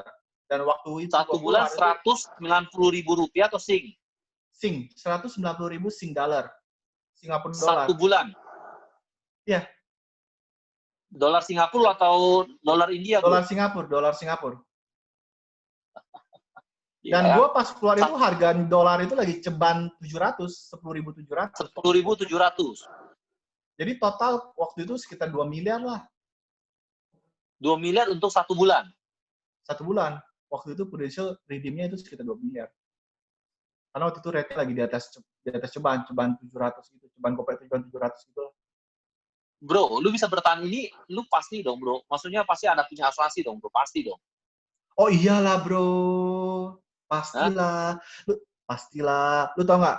Jadi ketika gue masuk ke rumah sakit Mount E itu, konon katanya rumah sakit bintang 7 di Singapura, Mount E Novena ya. Gue nggak ngerti deh. Mount E Novena. Bintang 6. Dan biasanya di sana itu yang bisa masuk sana cuma orang-orang berduit lah, bro. Ya. Yang udah umur gocap ke atas. Nah, pas mereka ngelihat gue, anak umur 30-an something datang berobat di sana, dia nek, lu kerja apa? Lu bisnis apa? Hebat banget, bisa berobat di sini. Gitu. Gue cuma agen asuransi. Mereka kayak geleng-geleng nggak percaya loh. Gue bilang, gue biasa aja, gue agen asuransi. Cuman gue memang punya asuransi yang bisa cover gue. Gue bilang gitu kan, sesuai tagihan. Oh, kayak gitu. Karena biasa, ya kalau nggak punya asuransi, hanya orang kaya yang bisa berobat di sana. Oke? Jadi lu breakfast aja bisa disiapin steak, salmon. Ya, lu pernah kasih gue lihat tuh fotonya. Kurang ajar gue bilang. Harga per kamarnya per malam itu 7 juta itu 7 juta itu per malamnya sama segala macam itu 10 juta per malam udah pasti, belum termasuk dokter, obat dan tindakan apapun juga 10 juta per malam. So Per malam 300 10 juta, bro. Yes, itu di luar dokter, obat dan treatment apapun ya. Itu cuma baru kamar, suster, diurusin sama suster, sama semua makanan lo, dan semua, ya itulah yang peralatan-peralatan yang itu. Tapi belum termasuk obat, dokter, dan sebagainya belum. Itu captil lo mesti siapin. 10 juta per hari. Ya. 190.000 untuk 2 bulan atau 1 bulan, bro? Gue ulangin lagi, bro. 1 bulan. 2 miliar lah, kurang lebih gue 2 miliar lah selama 1 bulan di rumah sakit. Lu di 1 bulan di Singa? 1 bulan di rumah sakitnya ya? Iya, 1 bulan di rumah sakit. Wow. Gue masuk 23 Maret, gue keluar 24 April. Gue inget itu banget. Lu tahu kenapa gue keluar? Karena ngeliat biayanya udah menakutkan, bro. Tapi kan lu di cover full, bro. Ya, di cover full sih. Bro, boleh tahu, bro, apa sih saja yang prudensial, yang bayar klaim lu apa aja, bro? Kalau boleh tahu lu cerita, bro. Karena gue percaya gini, karena gini, ketika nasabah yang orang ya, kita kan udah di industri keuangan juga lama lah ya, kita di industri ini, kalau orang yang hanya punya asuransi pas-pasan, pasti tidak mungkin bertahan segitu lama. Even pun dia bilang dia punya uang, ya kan? Oke, ya, gini ya. Kartunya crazy rich saya. Nah, asuransi prudent kasih lu apa aja, bro? Boleh tahu, bro? Oke, ini by the grace of God lah ya. Nah, gue punya asuransi kan, dari gue jadi nasabah prudensial dari 2004. Dan gue jadi agent tahun 2007. Oke, nah dari sana gue mulai, jadi 2004 aja gue udah mulai buka asuransi. Semenjak nyokap gue sakit lah. Oke, nah pas nyokap gue sakit, gue udah mulai ngerti pentingnya asuransi, dan gue nggak mau ngerepotin orang lain, gue mulai buka asuransi. Oke, nah mulai. Tapi ketika gue jadi agent, gue jadi mulai lebih mengerti pentingnya asuransi lah. Oke, dan jujur aja ya, gue sekarang baru mengerti bahwa kenapa gue ada di bisnis ini dan kenapa Tuhan taruh gue di bisnis ini. Karena kalau gue bukan agent prudential, mungkin gue gak akan prepare asuransi gue sebaik sekarang lah. Maksudnya gue benar-benar akhirnya ngerti bagaimana. Nah, karena orang cuma pikir asuransi ya cuma buat bayar biaya rumah sakit. Oke, nah tapi yang orang lupa perhitungkan adalah gini. Selama gue 3 bulan di rumah sakit di Singapura, bro, itu gue butuh biaya akomodasi kan, gue butuh biaya buat tempat tinggal 2 bulan.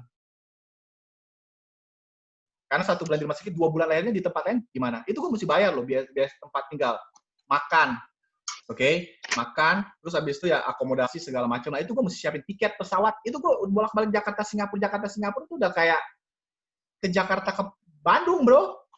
Jadi gue udah berapa kali bolak-balik Jakarta Singapura. Nah, itu tiket pesawat gimana? Apalagi pada saat yang kemarin pas mau lockdown begitu. Itu harga tiket naiknya gila-gilaan.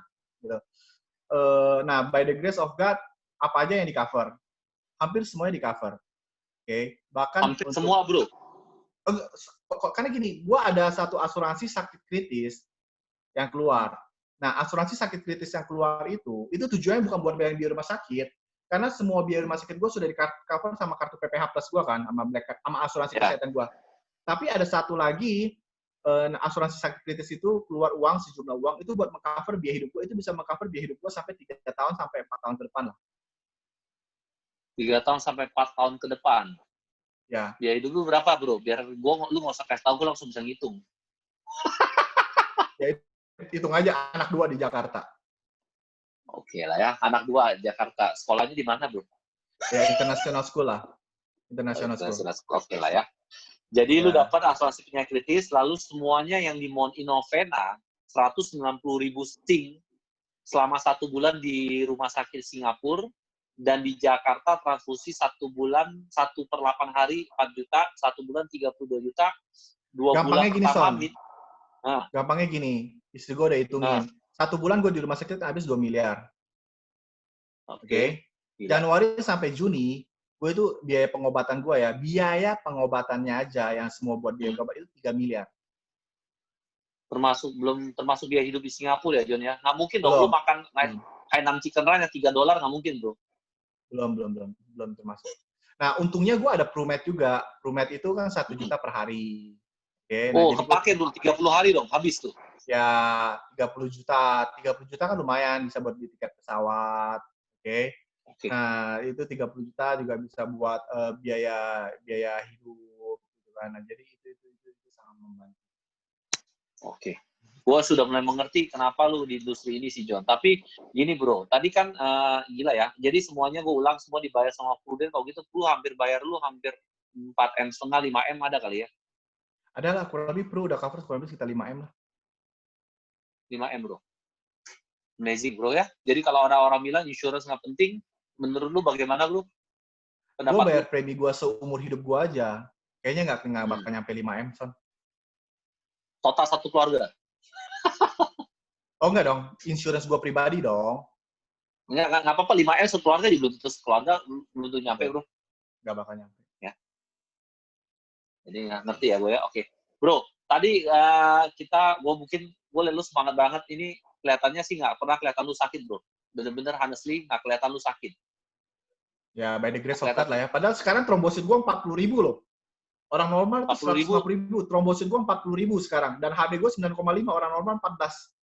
Tapi by the grace of God lah, masih bisa hidup aja, kita bersyukur lah. Kemarin waktu gue minta Johnny untuk sharing, gue tanya John, lu yakin John bisa sharing? Ternyata Johnny mengiyakan, thank you banget John. Ini adalah sharing pertama kali Johnny waktu sampai Indonesia. Gila lu. Luar biasa John ya. John, tadi kalau gue flashback tadi waktu ketika lu datang ke industri asuransi, lu bilang rethinking about your job kan. Dan setelah kejadian ini, biasanya kan kondisi COVID itu sudah melihatnya, berapa impact yang sudah dapat. Dan biasanya orang-orang yang sudah melewati krisis dalam kehidupan ya, John, maksud gue dalam arti ya, lu hampir bisa dibilang adalah di ujung hidup, maksudnya tadi kemarin ya. Sekarang sudah lewat semua, lu pasti sedang memikirkan rethinking. Menurut lu bisnis asuransi itu sehebat apa, bro? Kalau menurut lu, sekarang kondisi fair ngomong. Bisnis ini ya, banyak orang bilang kalau bisnis ini adalah bisnis yang terbaik, gitu ya.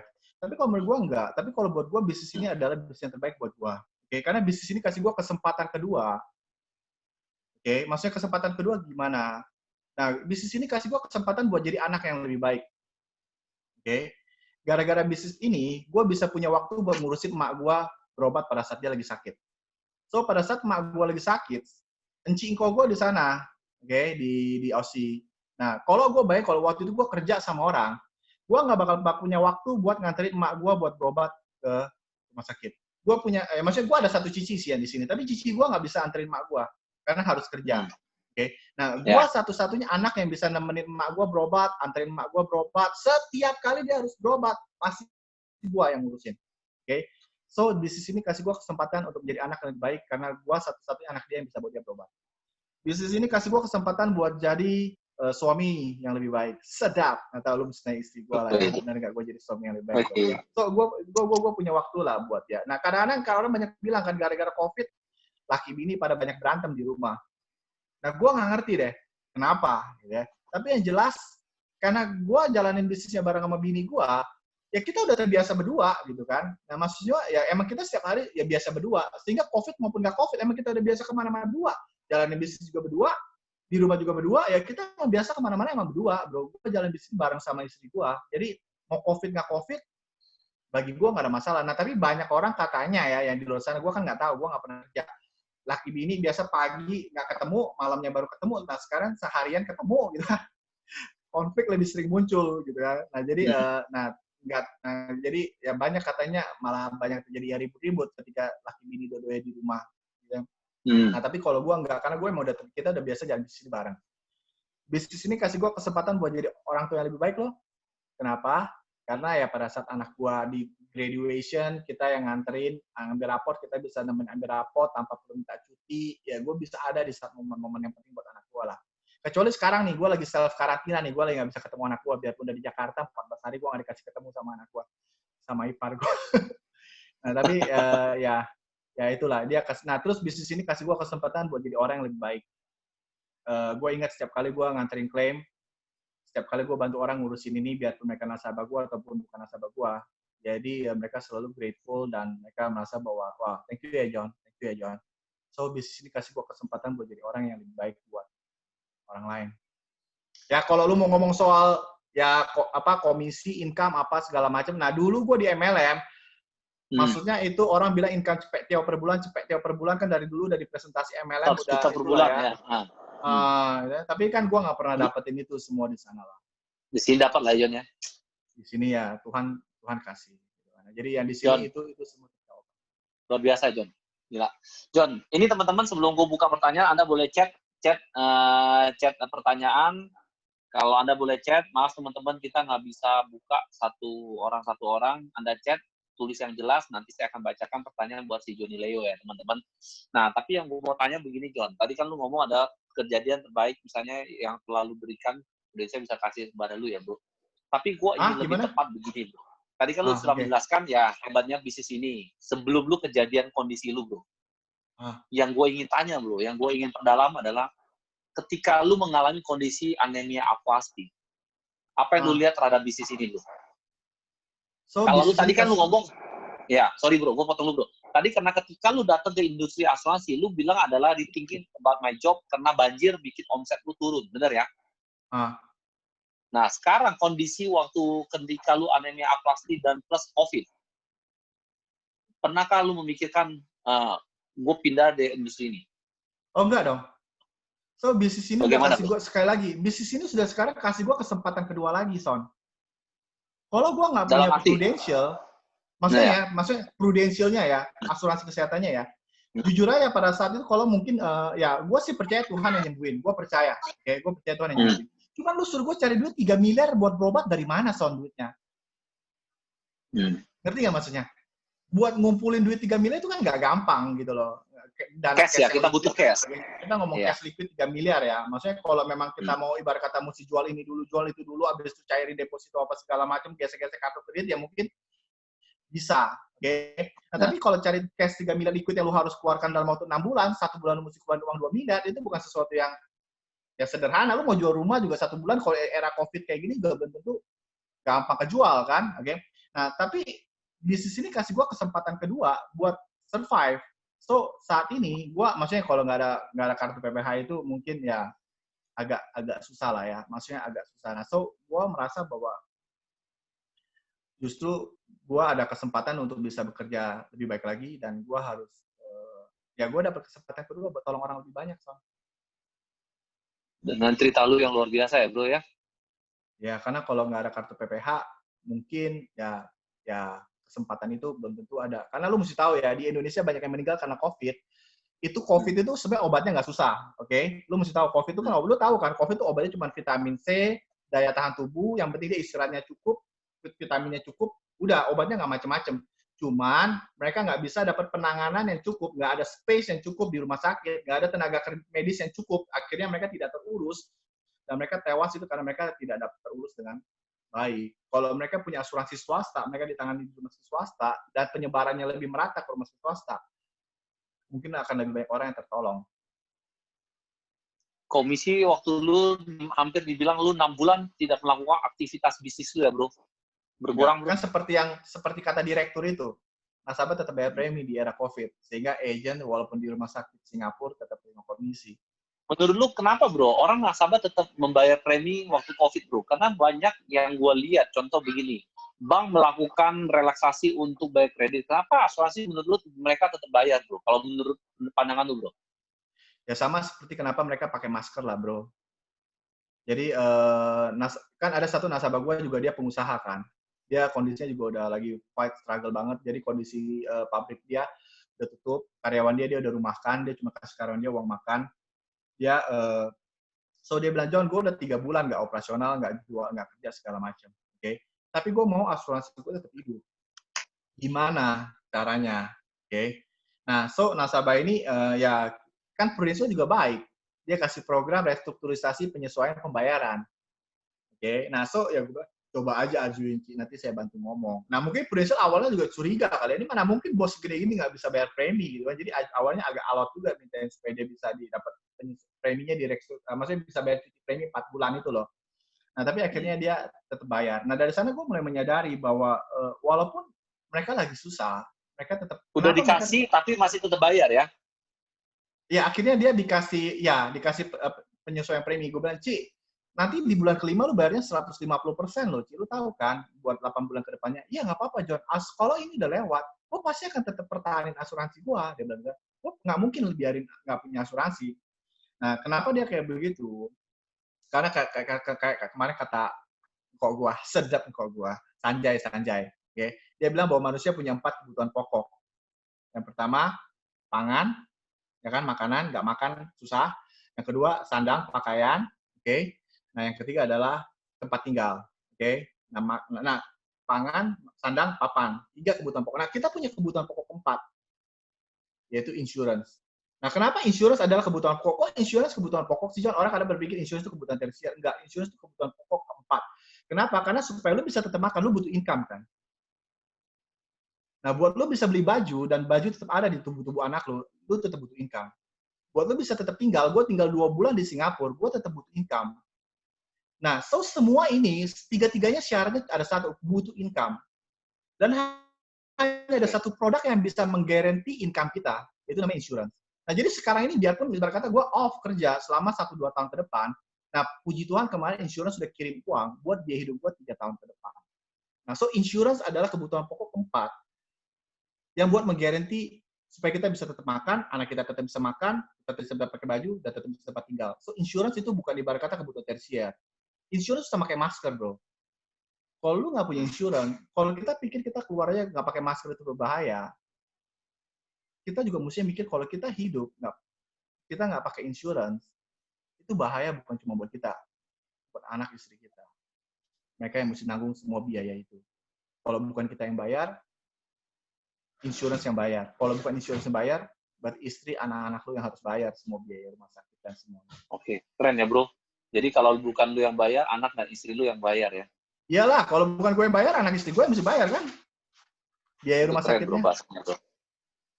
Bro, jadi kalau gue, kan kalau gue lihat perhatikan ada lu mana terstruktur ya asuransinya lu ya bro. Oh, aduh, si Joni lagi diajak ngomong masih si namanya. Iya, gimana? Nah, jadi gue pengen tanya, John. Apa pandangan lu, bro? Ketika pertama kali lu main insurance, pasti ketika orang tanya, gue punya insurance, John. Apa mungkin orang bisa membeli insurance itu banyak, John? Bagaimana menyadarkan orang-orang yang sudah merasa sudah punya asuransi, tanpa dia harus melihat asuransi itu sebenarnya nggak cukup. Bagaimana cara lu menyadarkan dia, bro? Oh. Ya kayak tadi gue cerita gue tadi aja, Son. Oke. Nah, jadi maksudnya ya jadi gini, insurance itu sebenarnya produknya ada beberapa jenis. Yang pertama adalah asset protection. Gue sebut asset protection ini adalah buat melindungi aset kita. Oke, ya asuransi kesehatan itu istilah sebenarnya adalah asset protection. Bahasa kerennya asset protection. Sebenarnya itu adalah asuransi kesehatan.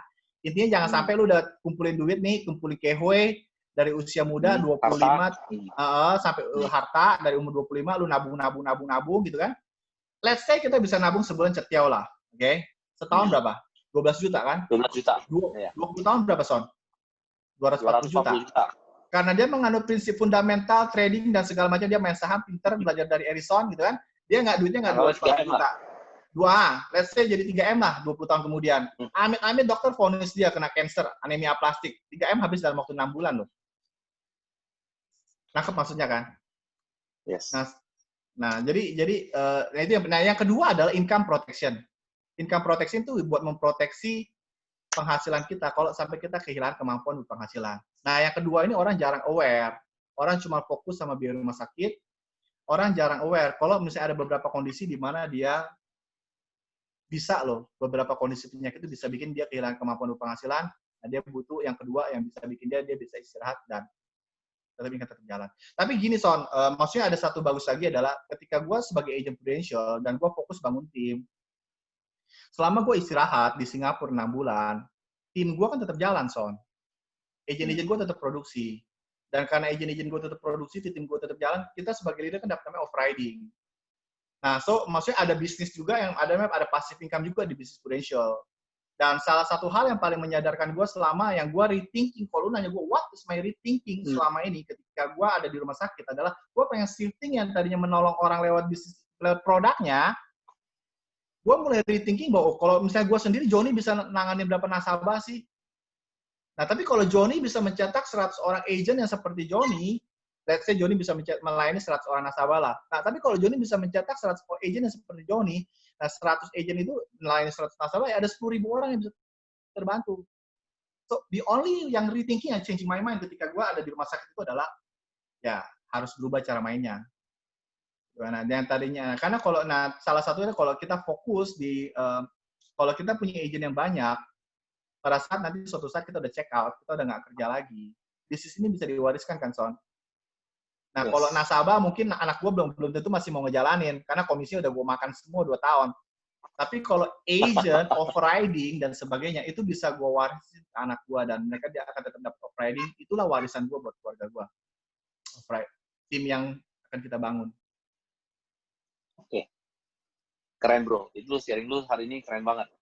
Keren banget. Yeah. Gue melihat gini ya, gini loh, maksud gue kadang-kadang gue mengaca dari diri gue ya, orang kayak lu yang maksudnya dalam kondisi yang trombositnya pernah 5.000, yang pernah 5.000 punya trombosit. Dulu gue pernah trombosit tuh 8.000 bro, pas di DD, dan itu badan tuh lemes, jadi gue bisa tahu 5.000 tuh rasanya kayak apa, bener-bener. Tapi kondisi lu itu tidak membuat lu, semangat lu hilang bro. Jadi gue kadang-kadang gue pikir-pikir ya, wah kok apakah gue orang cari alasan, orang kayak lu aja malah semangat begitu bekerja bro. Lu tidak ada excuse kalau gue lihat dalam menjelaskan, semangat lu nggak ada bro. Apa yang membuat lu tetap begitu semangat bro? Padahal kalau gue melihat banyak orang-orang di luar sana, dia melihat begini ya bro ya. Apalagi kondisi COVID sekarang, dia merasa kayak hidupnya berakhir, income-nya turun, kondisi sulit, ekonomi sulit. Ya, apa yang membuat lu tetap semangat sih bro? Apa yang bikin lu tetap semangat? Karena lu nggak bakal pernah tahu lu bisa hidup sampai kapan, Son. So, selama lu masih bisa hidup, ya lakukanlah yang terbaik selama kita masih bisa hidup. Kan ada lagunya, hidup ini adalah kesempatan. So, selagi masih ada dikasih kesempatan, ya mendingan lu bermanfaat lah. Kalau nggak, ngapain dikasih hidup? Jadi So, karena selagi masih berpatokan dikasih lu hidup, seperti itu, lu begitu semangat ya bro? yalah. Kita coba yakinkan Tuhan bahwa kita masih bisa bermanfaat di dunia ini kalau kita masih hidup. Keren bro, gila ya, serem gue dengernya serem bro. Teman-teman ini nggak boleh. Gue juga jadi serem. Gila, serem bro. Bro, ini teman-teman nggak ada yang lain nggak ada mau tanya nih. Gila ini speaker ini sangat luar biasa. Kita zoom begitu lama bro. Gue zoom ada yang kita tahu lah kita nge-zoom level up ini udah hampir 3 bulan. Speaker hari ini adalah outstanding menurut gue. Karena yang kita lihat adalah semangat lu begitu berjuang mati-matian bro. Karena ya akhirnya kenapa kita harus menghargai waktu, karena lu melihat bahwa hidup itu adalah kesempatan, selagi lu masih hidup, lakukan yang terbaik. Yoi. Hebat ya bro, gila. Yoi. Gila bro, gila bro. Bro, ada gini bro, kan yang nggak ada yang nanya nih, juga kita udah 1,5 jam, gue takut juga kesehatan lu agak menurun. Kan trombosit baru 40.000. Gue juga biasa kan kalau kita level up, gue akan tanya nih atau nih. Tapi karena ini kita nggak buka ke floor, nggak usah buka lah. Menurut gue, nggak usah buka. Karena gue udah lihat, gue yakin yang denger, itu udah pasti bisa belajar banyak. Nggak usah belajar teknis, menurut gue adalah belajar semangat saja, sudah menurut gue adalah lu sudah mengajarkan banyak hal bro. Karena orang-orang yang mempunyai semangat luar biasa, masalah tuh nggak ada. Ya ngerti ya bro, ya ada pertanyaan bro. PPH Plus-nya limit tahunannya sudah mau habis dong bro. Oh enggak. Limit cadangan. Enggak. Kan itu tadi Edison kan maksudnya uang yang dikeluarkan Prudential kan ada klaim yang asuransi sakit kritis yang keluar kan. Jadi maksudnya 5 miliar itu termasuk asuransi sakit kritisnya. Rumet dan sebagainya. Rumah sakit berapa bro? Rumah sakit. Asuransi PPH Plus itu berapa yang pakai? PPH gua mungkin sekitar 3 miliaran lah yang kepake. 2 miliar lagi habis sih bro. Iya, 2 miliar. 2 miliar lagi. Lu waktu gue pertama kali datang produk ini, gue selalu menganggap, siapa sih ada orang yang bisa sakit sampai 1 miliar. Ternyata di depan temen gue langsung 3 miliar. Gila. Iya. Dan orangnya tetap semangat. Luar biasa. John, kita nggak boleh, sorry teman-teman, sampai gue nggak bisa kasih tanya jawab. Gue close dulu ya teman-teman, karena John ini juga harus istirahat. Ini luar biasa. John, boleh nggak John kasih satu, lu boleh kasih satu apa ya namanya? Kata-kata penutup. Kata-kata penutup lah bro. Closing statement ya. Closing statement lah ya. Closing statement bro. Oke. Lu sangat luar biasa. Yakin. Jadi gini, teman-teman gini, ada satu cerita, gue cerita aja dah ya. Cerita sebelum tidur ya. Nah, jadi waktu itu ada satu orang biksu nih. Oke, ada pendeta atau biksu. So dia berdoa nih, dia bertapa gitu ya. Nah, habis itu tiba-tiba jadilah pas dia lagi jadi banjir di kota dia, bro. Oke, jadi banjir di kota dia. dan banjirnya udah mulai naik tuh. Naik pertama dan dia udah naik ke genteng lah, dan pokoknya semua daerah situ udah pada kebanjiran dan semua orang mulai melakukan evakuasi. Dan habis itu datanglah sebuah kapal skoci. Oke, kapal skoci maksudnya nawarin dia buat, Pak, ayo Pak kita evakuasi yuk gitu, karena semua banjirnya makin tinggi. Oke, dan kayaknya makin akan tambah tinggi, kalau kita nggak pergi kita bisa mati di sini ya. Nah, terus biksu ini bilang bahwa enggak, gue nggak mau. Gue lagi berdoa, gue berdoa supaya Tuhan tolong gue, dan gue yakin Tuhan pasti tolong gue. Oke, so abis itu pergilah kapal skoci ini, dia pergi. Nah, nggak berapa lama datang kapal yang lebih besar, bro. Karena kapal skoci naik kapal yang besar, dia keliling-keliling cari masih ada yang ketinggalan nggak. Dan kelihatanlah nih si biksu di atas atap rumah, dia lagi berdoa. Dia berdoa terus dipanggil kan sama yang di kapal. Pak, ayo cepet, kita mau pergi yuk, kita mau evakuasi. Bapak harus ikut ke kita, karena kalau nggak bisa mati, ini air akan terus naik terus, Pak. Dia bilang, kamu pergi aja nggak apa-apa, saya bakal baik-baik aja kok, saya percaya Tuhan pasti bakal tolong saya. Oke. Nah, terus nggak berapa lama akhirnya terakhir helikopter datang, dilihat tuh dari atas siapa aja yang masih belum. Dan terlihat masih ada satu orang biksu lagi berdoa, terus abis itu diturunin tangga, dan dari atas helikopter ada yang ngomong, Pak, ini kita udah kosong loh, udah nggak ada siapa-siapa lagi. Bapak masih nggak mau ikut, Pak? Ayo Pak, Bapak tinggal ambil tangganya, kita akan tarik Bapak ke kapal, dan Bapak udah bisa dievakuasi. Dia bilang, udah nggak apa-apa, kalian pergi aja. Saya percaya Tuhan pasti tolong saya. Ya. Dan terakhir apa yang terjadi dengan dia? Dia mati. Ya. Dan karena dia orang yang beriman, dia masuk surga lah. Dia masuk surga kan? Dan dia kan beriman. Terus pas di surga, dia gedor-gedor pintu surga. Mana Tuhan, katanya Tuhan jawab setiap dosa umatnya. Gue udah berdoa nih, gitu. Gue udah beriman, kok Tuhan nggak jawab doa gue, gitu ya. Nah, terus habis itu malaikat bilang, kapan berdoanya? Ya itu sebelum gue mati, gitu. Udah kok, udah dijawab kok doanya. Mana jawabannya, gitu. Nah, itu kapal skoci, kapal yang gede sama helikopter. Oh, itu jawaban dari doa, itu jawaban dari Tuhan, gitu ya. Nah, teman-teman nggak tahu deh ya, gue nggak tahu. Kalian pernah nggak berdoa minta sama Tuhan, Tuhan kasih gue kesempatan dong supaya gue bisa bahagiain nyokap gue, ya. Tuhan kasih gue kesempatan dong supaya gue bisa bahagiain anak istri gue. Tuhan, kalau lu kasih gue kesempatan satu kali kerja itu kan, gue pasti akan kerja yang baik dan supaya gue bisa hidup gue lebih layak, supaya gue bisa kasih orang lebih baik. Nggak tahu, kalian pernah nggak sih berdoa seperti itu? Nah, kalau gue pernah berdoa.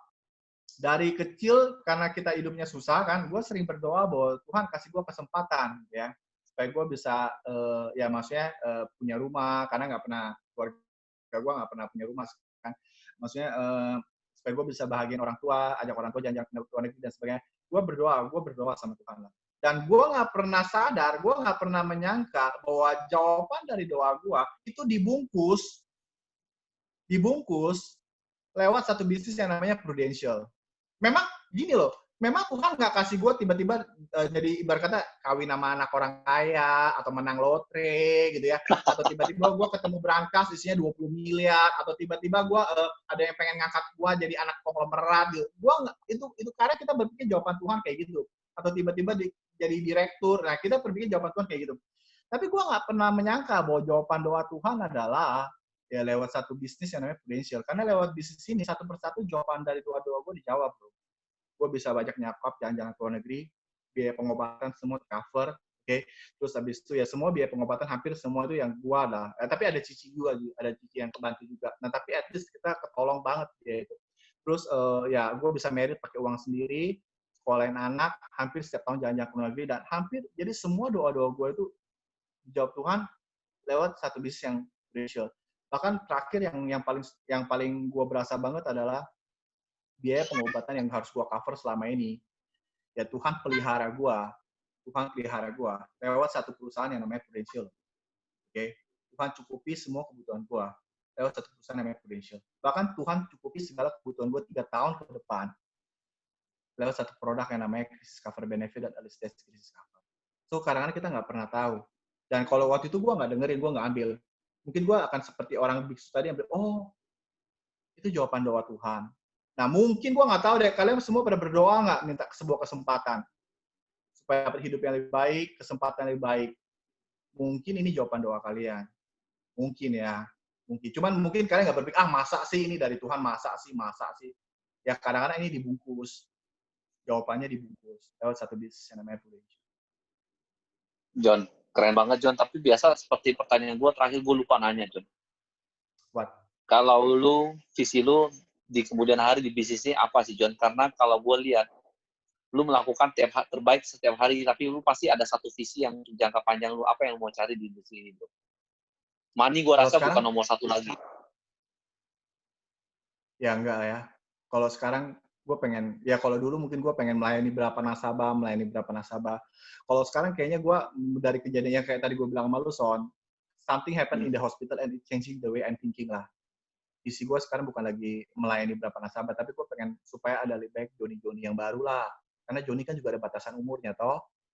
Gitu kan? Joni kan nggak selamanya ada, tapi at least, gitu kan, one day, gitu kan, at least ya banyak orang muncul, lebih banyak agent yang profesional di Indonesia. Lebih banyak agent yang bener lah. Karena gue tadi lagi, maksudnya gue lagi benerin AC kan. Nah, sama kan, AC juga banyak yang nggak bener. Tapi kita akan sangat menghargai satu AC yang bener. Nah, sama. Agent di luar sana juga banyak yang nggak bener kan. Tapi kalau kita bisa ketemu agent yang bener, kita akan sangat menghargai agent tersebut. Nah, maksudnya gue berharap akan muncul ya bisa mencetak banyak agent-agent yang bener lah. Dengan maksudnya agent-agent yang berkualitas, agent-agent yang berprestasi, agent-agent yang orientasinya ya keuntungan nasabah dan sebagainya. Bangun tim lah, bangun pasukan agent. Keren John. Thank you Joni Leo. Gua nggak berani terlalu panjang. Biasa speaker kita tahan sampai 9:15 dengan banyak pertanyaan, tapi hari ini gua nggak berani tahan John karena lu sudah melewati batas lu 1 jam lewat setengah. Lu sudah sharing di kita. Thank you John. Gua belajar banyak. Semua gua belajar. Gue yakin teman-teman di Aries Together belajar banyak teman-teman. Tapi ada satu hal yang gue suka banget dari lu jadikan setiap hari adalah kesempatan hidup lebih baik ya John. Yo. Thank you ya John. God bless. Selamat. Stay safe selalu ya. Stay healthy ya John. Thank you ya John. Benar-benar thank you banget. Thank you banget. Teman-teman, saya thank you dengan ya Anda mau saya thank you buat Anut silakan, mau ketik silakan. Thank you. Thank you John. God bless you. Thank you John. Thank you. Bye. Thank you Joni. Keren banget. Thank you Joni. Thank you Ko Joni sharingnya. Sylvia, thank you ya. Sil, thank you Sil. Thank you Thank you John. Sama-sama. Ya, thank you semuanya, teman-teman semua. Akhir ini kita akhiri level up kita ya, teman-teman. Sampai ketemu hari Jumat. Sampai ketemu teman-teman. Jumat siapa Stay Son? healthy. Ada, namanya Stephanie Lee. Nanti playernya ya. Oh, itu